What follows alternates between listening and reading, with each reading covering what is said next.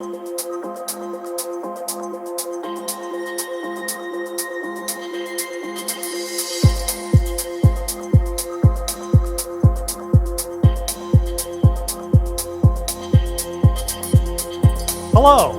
my name is Michael Guymon, and I, for 3 years, was the official scorer for the Tucson Padres. Unfortunately, the Tucson Padres left Tucson in 2013, moved to El Paso, and became the Chihuahuas. It is unfortunate, but I had a very fun 3 years doing that. So I was asked, because of that, to help out this concept of baseball scoring as it relates to sort of the statistical work you're focusing on. Really what official scoring is, and for that matter, scoring a baseball game, is ultimately telling the statistical story of the game. And I'll point you through how to score a game and ultimately what that ultimately means as it relates to statistics. And because as we know, if baseball is anything, it is a complete world of statistics. But just to kind of give you a little bit of a historic perspective, baseball scoring and the scorecard and the box score that you see in the paper really started in 1858. It was created by a gentleman by the name of Henry Chapman. And he wanted to, again, tell that statistical story. People opening their papers the next day could look at the box score and figure out, well, the player that I'm following or the player that I like for my home team had 3 hits that game. Oh, he must have had a great game. Or that pitcher had 12 strikeouts that game. Well, excellent job by the pitcher.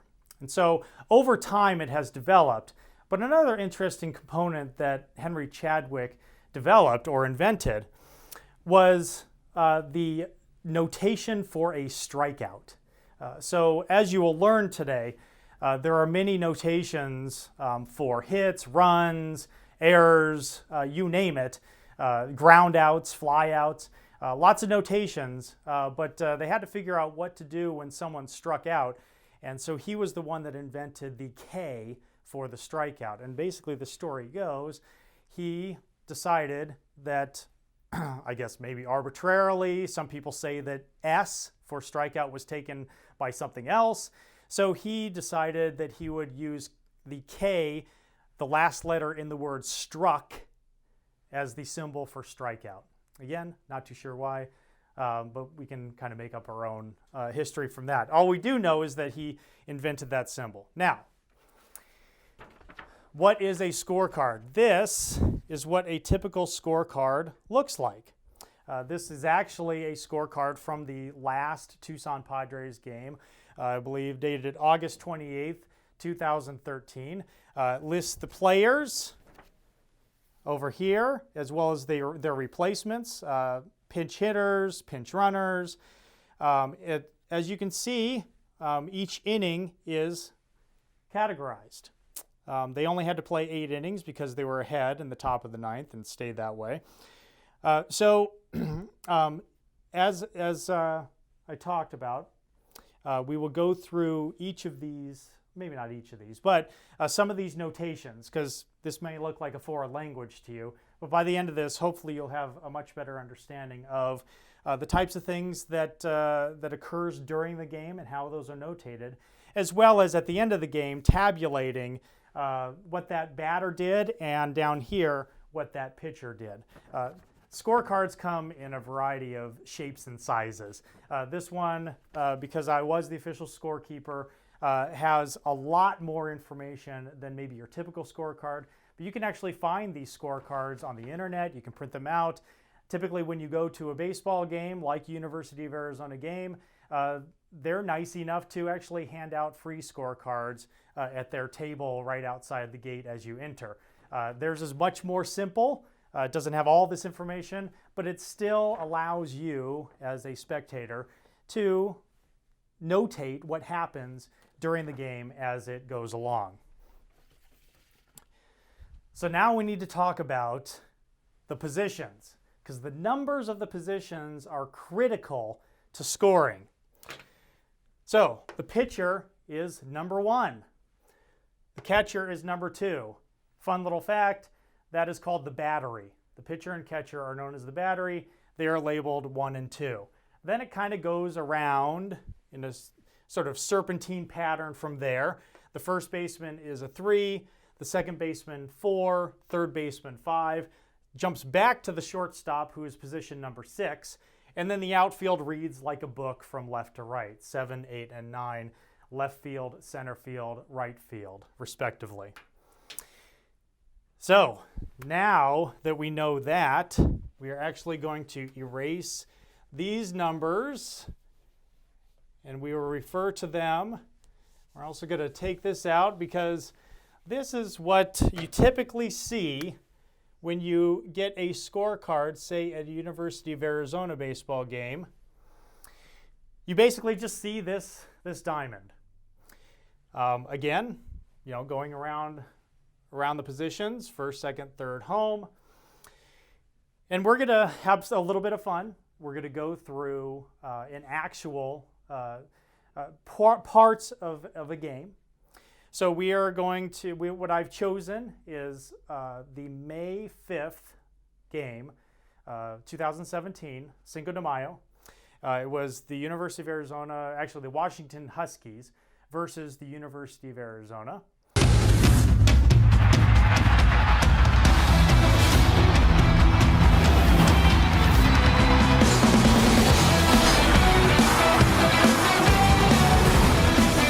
It has turned into an absolutely beautiful Friday night in Tucson and a great night for baseball. Arizona trying to snap a 6-game conference losing streak. And meanwhile, the Washington Huskies have won 4 of their last 5. As we get ready here at High Court.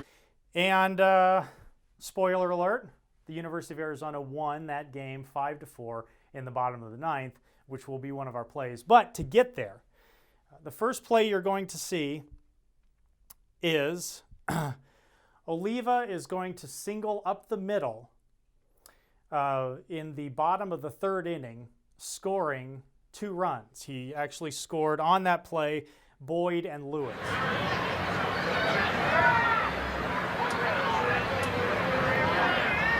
Again, the 2-2 from Bremer, and that is through, and that should tie this game. Lewis across, here comes Boyd, and Oliva knocks it at 2. Pretty much threw him a fastball down the middle. Didn't do anything special. Sometimes you try to over-guess instead of what I think would have probably been the right. We had players, batters at, I believe, 2nd and 3rd. Boyd singled up the middle. So to score that, he just got a single. And so you actually draw a dark line here. And you can denote that by a 1B. Sometimes some scorers will denote that by a slash. And then if they hit a double, 2 slashes. But I like actually just kind of drawing that darkened line and putting a 1B. Now, there were already runners at 2nd and 3rd, and so there should already have been a dark line denoting their path on the bases, because basically what you do is you darken in the line showing where runners on the base paths are. Once he singled up the middle, those 2 runs came home, and each batter is going to have their own diamond. So we'll just draw those diamonds real quick. So this would actually, let's actually start this over. We're going to put Boyd here. We're going to put Lewis here. And then we're going to put Oliva here. So Oliva was the one that got the single, so he's going to be darkened. Boyd had already reached 3rd, so his is darkened to 3rd. And Lewis reached 2nd, so his is darkened to 2nd. So once Oliva hit them in, then you darken that, you darken those, and then you actually fill in the box. Because at the end, what you're going to do is count the filled in boxes, and that will get you your runs. Now, Oliva down here, we have to pretty much denote that his single brought in 2 runs. So there are many ways that scorers do this. I denoted it by dots, actually. You could put them up in the corners, but basically 2 dots will denote that Oliva has 2 RBIs on that particular play. So let's go to another play. In this play, we are now going to the bottom of the 5th. Manijevic is up. Matijevic. And there was actually a runner on first. So, that will be obviously in the diamond before this. But he grounded into a double play. Extra base hits at least yet for the Wildcats tonight. Here's the 1-2. Only guy on the left side of the infield, McIver. He goes the short way for 1 and the double play. Basically, you denote that and usually put in the center of the box what happened on that play. And in this case, it was he hit it to the third baseman.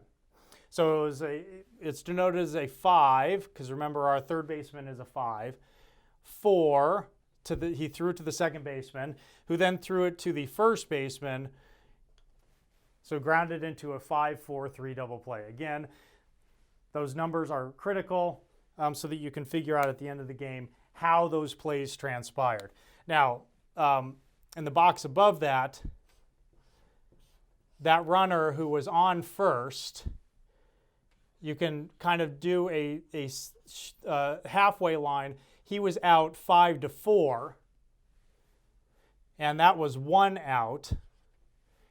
Manijevic was completed that double play, so he was the second out. And so the way I denote outs, if the player was out by the numbers with circles around them, obviously that will just go to 3 since there are 3 outs in an inning. So now we're going to the bottom of the 9th. Really a very exciting inning. We pick these games for a reason, right? So first we're going to start with Frazier. So Frazier is at the plate and he walks. So we're going to darken our line to first base since he's now on first, and we're going to denote that by a BB, base on balls. I don't know if Henry Chadwick invented that, but walks were initially notated as base on balls. And even though everyone calls them walks, it is denoted as BB. So now Frazier is on first base. The next batter is Boyd.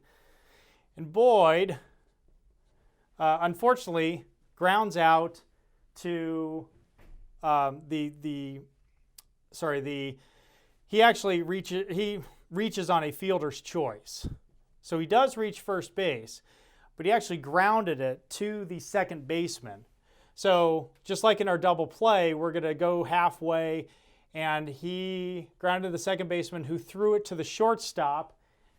Frazier's now out, so he's out. And Boyd is now standing on first, got there as a fielder's choice. He gets an at-bat, but obviously, even though he's standing on first, there's no hit. Frazier walked. Towards the middle, what a play, Jordan. Graffinino, not in time. So our next batter is Stevenson. And he does something very exciting, which you'll see on the tape. So 1 down, and Boyd aboard now for the top of the order. Cal Stevenson to the plate for the 5th time. He has a couple sacrifices. He is singled.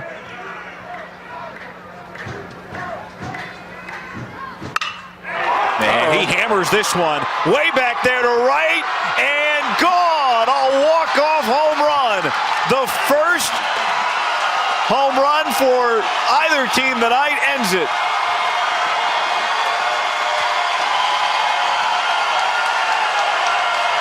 And just like that, the Wildcats feel like they're back. That was a no-doubter. As soon as he hit that ball was up in his zone. Right on the barrel, he crushed it over the wall, over to the 360, and a game-winning, exciting walk-off home run. They're pumped up here at High Corbett. Fans are going nuts. A 6-game conference losing streak comes to an end in spectacular fashion. And you can see it all night. We talk about getting the ball down. That ball is belt high on the middle part of the plate, puts a great swing on it. Fires the bat. He knows it's gone as soon as he hits it. Great swing right there. Keeps his body back and kills it. 4th home run of the year for Stevenson. No question about this one. So Stevenson hits a walk-off home run. Yay, the crowd goes wild. It's a win for the Wildcats, and in this particular instance, a very important win because they had lost 6 conference games up to that point. He hits a home run. He knocks in 2. You color these in, and at the end of the game, your score sheet should have 5 colored in boxes on the Wildcat side and 4 colored in boxes on Washington's side. So that's from the game. So now I'm just going to go through some other scenarios, which we don't necessarily need game for or the names. I just want to show you some of the sort of denotations or markings that you would do for some of these other plays. As I talked to you about earlier, if a player strikes out, then that is denoted by a K, last letter of the word struck. If that batter, now I don't know when this changed, but at some point in time they decided to denote whether they swung at a strikeout or whether it was called out by the umpire. So a K, a regular K, is a strikeout swinging. A backwards K that you would put in there is strikeout looking. I talked about some ground outs if a player flies out. So let's say the player flies out to center field, then that is F8. Remembering that our center fielder is the 8th position. And again, that's an out. So those are fly outs. Sometimes if it's an infield fly out, those are called pop outs, so you can put P4 if they popped out to the second baseman. A lot of people don't really differentiate. It's just F, they flew out to whatever position. And then let's say a batter is on first, so we'll darken that to first. And the pitcher picks that batter off. You would draw a line, and obviously the pitcher is going to throw to the first baseman, so that is a 1-3 pickoff. Similarly, we have a batter on first, so we still have that darkened line. If that batter decides to steal second, and the catcher throws to either the second baseman or the shortstop to get that batter out, again, you would go halfway, you would draw a line, and you would say 2, and in this case, he threw to the shortstop, so catcher throws to shortstop, and that is caught stealing. That batter is out. In other plays, sacrifices. So let's say we have a batter on first, and then we'll draw our other diamond here. So we have batter on first. This batter decides, you know what, I need to get that batter to second into scoring position. So they sacrifice, and let's say they sacrifice, the third baseman picks it up and throws it to the first baseman. Sacrifice 5-3, and this batter is now standing on second base, but this guy is out. Sacrifices, whether it's a sac fly, and if it is a sac fly and it's a similar situation where you have a runner on third now up here, and this guy, let's say, sac fly to the left fielder, also out, but they also get an RBI because that sacrifice drove in that run. So now it's just kind of a fun aside. I'll talk about a multiple assist put out. So let's say batter on first, that batter decides to steal second. The catcher throws it to the shortstop, but he gets far enough, but not too far, that he decides, you know what, I might be able to make it back to first. So he runs back to first. The shortstop throws it to the first baseman. He doesn't catch, he stops and is able to maybe head back to second. So the first baseman throws it to now the second baseman covering. The second baseman gets him out. That would be a 2, 6, 3, 4 put out. And I've had some plays where I've had at least 8 numbers, 8 assists until they finally made a put out on that last play.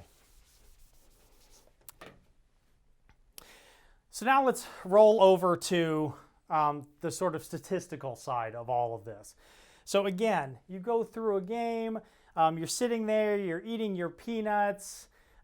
Please make sure that you get the peanuts that you have to unshell, because that's baseball tradition. So salted peanuts that you're unshelling, you got your scorebook in hand, you've been scoring the entire game, obviously both the visitors and the home team. You've gone through 9 innings, the game is over, and now it's the time to sort of tabulate the, for lack of a better term, results of the game based on what you just did that entire game.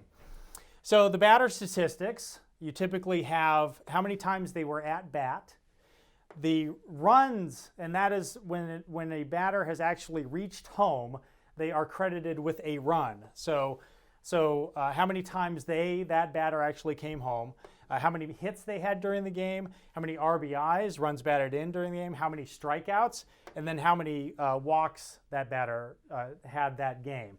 So you kind of add all of that up. And then there are some other factors that you may need to put into these statistics, and I'll tell you why in a minute, such as sacrifices. That player had a sacrifice. In this case, we'll just say he didn't have any that game. Pitcher statistics. So how many innings the pitcher pitched, how many at-bats, and that's really just the total of the number of batters that came to the plate and faced that particular pitcher. So in our made-up situation, he faced 26 batters. There were 5 runs that came in those 6 innings credited to that pitcher. So he gave up 5 runs, gave up 9 hits in those 6 innings, struck out 3 batters, walked 1, and had 4 at the end of the day earned runs. So I'll talk a little bit about scoring, the actual official scoring in a little bit, but this number is key when you're trying to figure out the pitcher's earned run average. A very important statistic in baseball is a pitcher's earned run average, and I know that this course goes into some of the other sports statistics, but for our today's purpose, this lecture's purpose, we're going to focus a little bit on ERA, the earned run average. And that are the earned runs, so in this case 4, divided by the innings pitch, 6, and then you multiply that by 9, and your pitcher's ERA for that game is 6.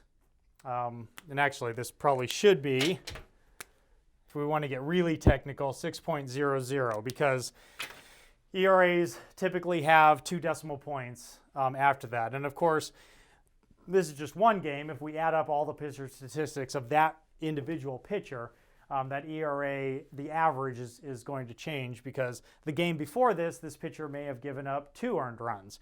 So it would be 2 games of 8 earned runs, so the ERA is now 4. So we've gone through some basic scenarios, some actual footage, as well as just some of the ways that you would mark down or denote some of the other plays that exist in baseball. We've gone through the batter statistics. We've gone through some of the pitcher statistics.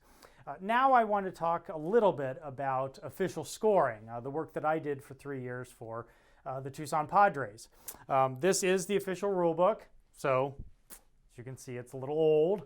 2010, they come out with a new one obviously every year. It gets a little bit thicker sometimes because rules change. In fact, this year the big rule change is for the defensive side. So the team that has the ball wants to intentionally walk the batter. All the manager has to do is tell the umpire that we're going to intentionally walk that batter, and the pitcher doesn't have to actually go through the motion of pitching the 4 balls outside of the strike zone. So again, one of the new rules. But for our purposes, Chapter 10 is the official score chapter. As you can see, official score. And what it basically talks about, the key elements to official scoring is not just writing all the funny little shorthand on your scorecard, but it is also making decisions. And some of those decisions include hits versus errors. Some of them include wild pitches versus passed balls. Some of them also relate to, ultimately, like we talked about the earned run average, what would be an earned run versus an unearned run. So during the course of the game, there will be moments in time where a batter at the plate hits it to, let's, for this instance, say the shortstop. The shortstop misplays the ball a little bit and does not complete the play to first base, so the batter is safe at first.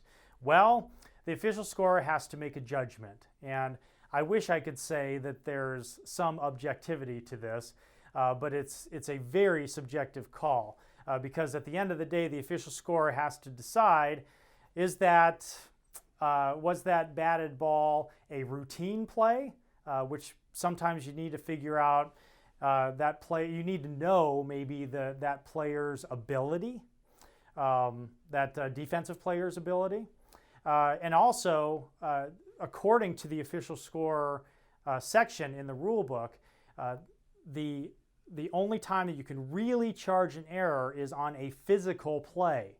Mental mistakes are not considered errors, and again, a little bit subjective, but in the case of, say, a pop fly that happens to be on a windy day and the ball is kind of fluttering around and the outfielder is kind of tracking it, but also at the end, because it is fluttering around, loses sight of the ball, well, yeah, that's kind of physical, but it's also mental in the sense that there are some other factors going on, and that ball dropped without that player really knowing where that ball is. Most of the time, those are ruled hits. Now, there are many, many plays, obviously, that could occur during the course of a game. And again, it's up to that score to determine whether or not those plays should be ruled hits versus errors. Another sort of mental versus physical instance could be when the pitcher, so let's say a ball is hit to the first baseman and the pitcher just has a mental block and forgets to run to first base, as you typically see, to cover the bag while the first baseman is fielding the ball wherever. Well, if the batter reaches first before the pitcher can get there, most of the time those are ruled a hit because the pitcher just, even though the pitcher should have broken for first base and made it in time, had a mental block, and therefore those are typically ruled hits. There are many instances, like I said, during the course of the game where these judgments need to be made. And the fun part about the official scorer's job is after the game, I went down to talk to both the visiting and home managers, giving them the box scores for the game. And sometimes they would have questions saying, well, you know, that ball hit to third. That was pretty sharply hit. that third baseman really should have made that play. But, the scorer from the scorer's position kind of looked at the play and saw, well, that ball was very sharply hit, or maybe it took a weird bounce, making the play taking it out of the routine element. Again, the big question that needs to be asked is that play routine?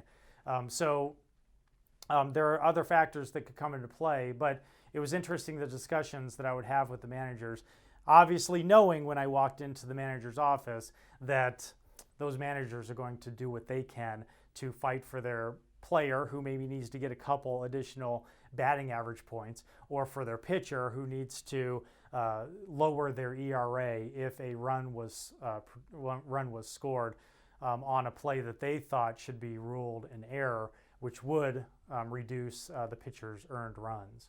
Others include passed balls versus wild pitches. So a lot of times you see the pitcher will pitch a ball. Typically, if it hits the dirt prior to the catcher catching it or making an attempt to catch it, and the ball gets away and a runner goes from first to second, that's typically ruled a wild pitch. If you think, again, going into this realm of routine, if the scorer believes that the catcher should have caught that ball, let's say they had to reach over here, but it went off the tip of their glove, you could rule that a passed ball, and actually that could result in some unearned runs depending on what else happens in that inning.